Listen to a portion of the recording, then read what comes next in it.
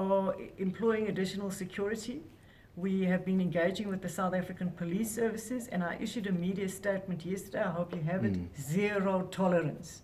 That means we'll use all our internal procedures as relevant, but very importantly, if an act is a crime, we're going to treat it as a crime.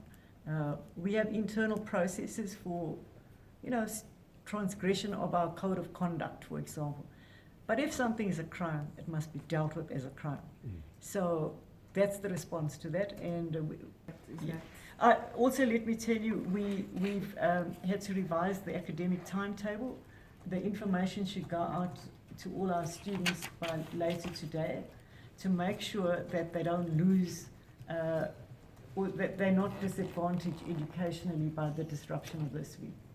So we'll make that available. But essentially the whole week we haven't had lectures for the whole week, so we'll make up for the whole of this week with the academic program.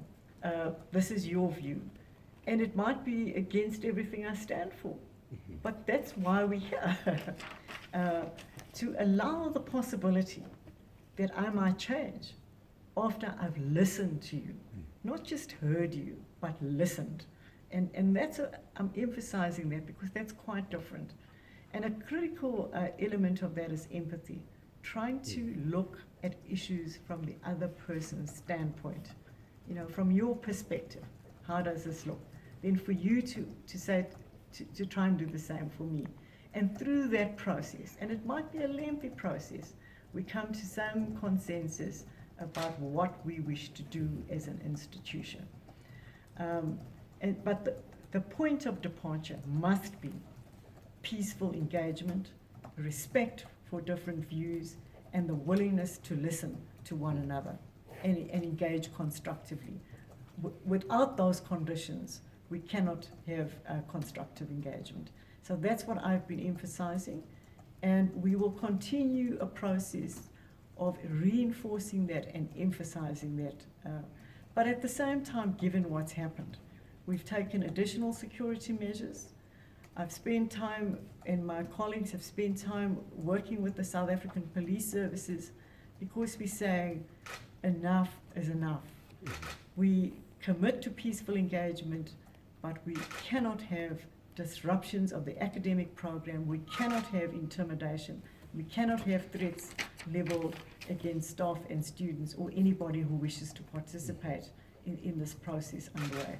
I think it's a national, and it's an issue across all universities, coming from the white paper on post-school education and training in relation to an institutional commitment to multilingualism, and how do we look at our languages developing into a language of scholarship, for want of a better description.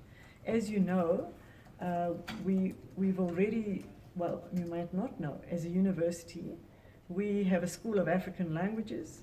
We are also, in our Faculty of Education, we are training teachers to educate in mother tongue, which, based on years of research, we know that it's very important, particularly at foundation years. So that's really a national question about multilingualism. But as I said to you, we must see what's happening here in the context of this year-long set of issues confronting the university, and particularly in more recent months. Rolling demands, and very importantly, this is not like the fees must fall issue, where we saw a united movement. This is not a united movement. I've got 50,000 students at this university. You would have seen in the past few days students coming out and saying, some of them are united in prayer, some of them are saying, let's unite, let's show the South African public and the world what we really stand for as an institution.